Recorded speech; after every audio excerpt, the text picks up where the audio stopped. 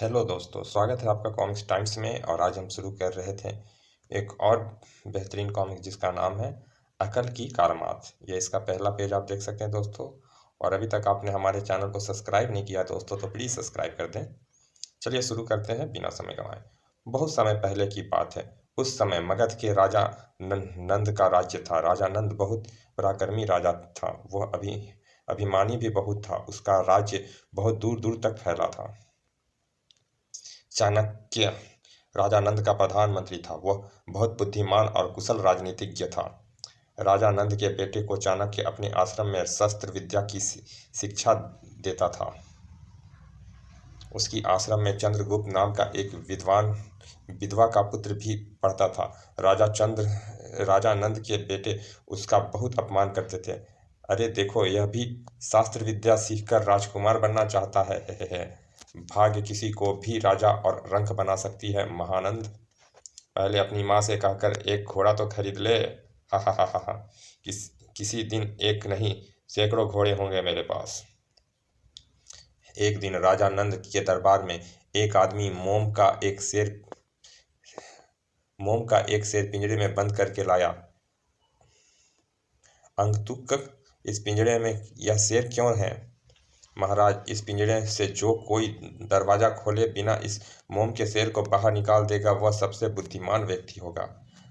दरबार के सभी लोग सोचने लगे, लेकिन किसी को कुछ समझ में नहीं आया। यह तो असंभव है। अरे इसको तलवार से काट कर निकाल दो। नहीं, ऐसे बाहर नहीं निकाल सकता। पिंजरा बारीक जाली का है।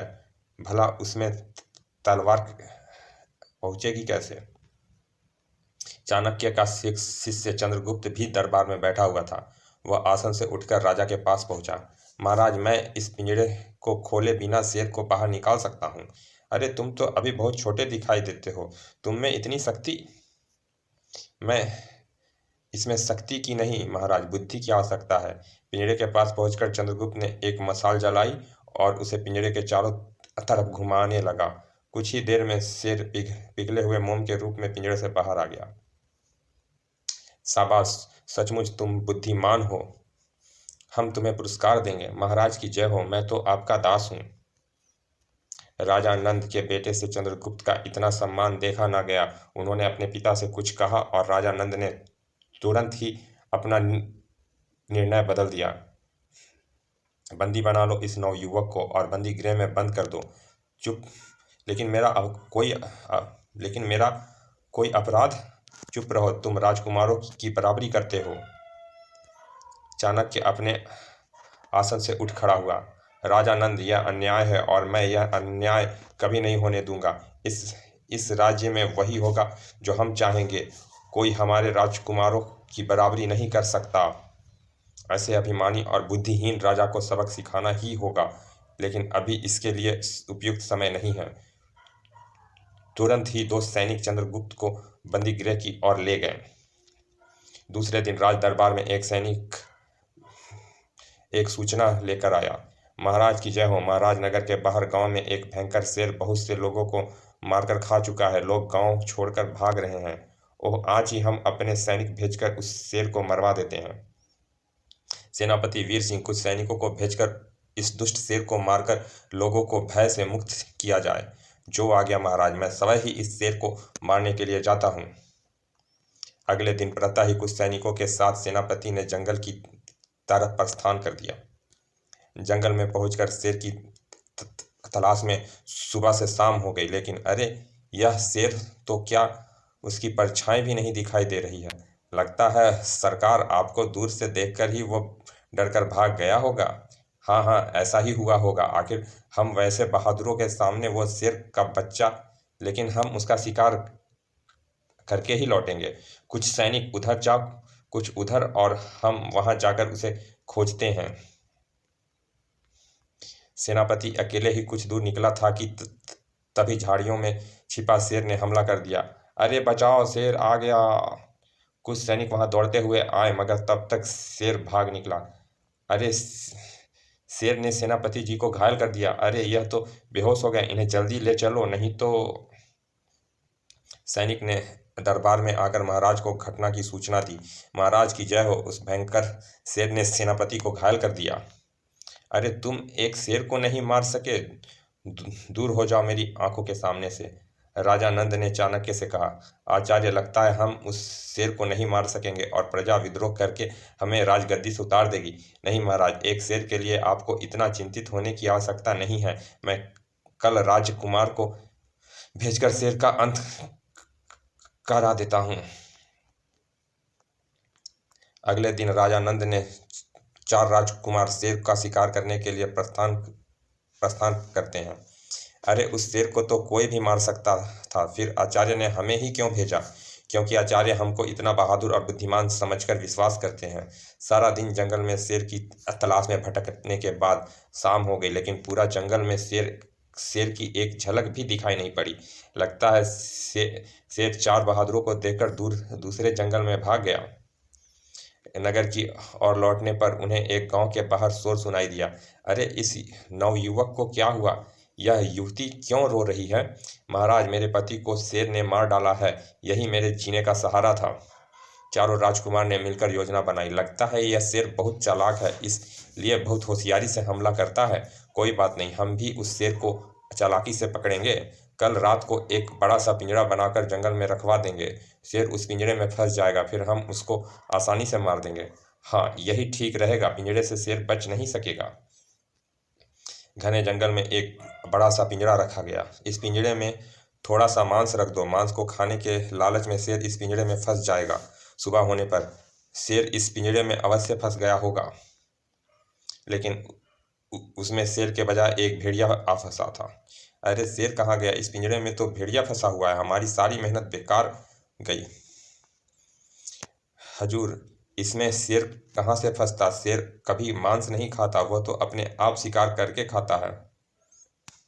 कोई बात नहीं, हम उसे दूसरी तरकीब से पकड़ेंगे। इस बार वह बचकर नहीं निकल सकेगा। इस बार हम उसे गड्ढा खोदकर पकड़ेंगे। शेर उस गड्ढे में अवश्य गिर जाएगा। जंगल में एक गड्ढा खोदकर उसे पतली लकड़ियों और पत्तों से ढक दिया गया। अगले दिन लगता है गड्ढे में अवश्य शेर फंस गया है। ऊपर से लकड़ियां टूटी हुई दिखाई दे रही है। अरे तुम इस गड्ढे में कहाँ से आ गए? महाराज, जंगल में लकड़ियां काटकर घर जा रहा था कि अचानक इस गड्ढे में गिर पड़ा। अगली रात चारों राजकुमार जंगल में आग लगाकर बैठ गए। आज रात हम जंगल में ही बिताएंगे। शेर हमें खाने यहाँ आएगा और हम बाण मारकर उसका अंत कर देंगे। लेकिन शेर वहाँ नहीं आया। सुबह होने पर कुछ लोग वहाँ आए। सारी रात जागते हुए बीत गई, लेकिन शेर एक बार भी इधर नहीं आया। सरकार, शेर यहाँ आता भी तो कैसे? आपने आग तो जलाकर रखी है। आग को देखकर तो शेर दूर से ही भाग जाता है। अगले दिन राजा नंद के दरबार में, क्या तुम लोग भी शेर को नहीं मार सके? मुझे तुम्हारी बहादुरी पर पूरा विश्वास था। चले जाओ मेरे सामने से। महाराज, अभी निराश होने की आवश्यकता नहीं है। यदि आप आज्ञा दे तो मैं बंदी चंद्रगुप्त को शेर को मारने के लिए भेज दूं। हाँ हाँ, हमारी आज्ञा है। शेर को अवश्य मरना चाहिए। चाणक्य बंदी गृह में जाकर चंद्रगुप्त से मंत्रणा करता है। चंद्रगुप्त, तुम्हारी परीक्षा का समय है। अपनी बुद्धि और शक्ति से शेर को मार डालो। आचार्य की आज्ञा अवश्य पूरी करूंगा, आप चिंता ना करें। चंद्रगुप्त शेर के शिकार के लिए जाता है।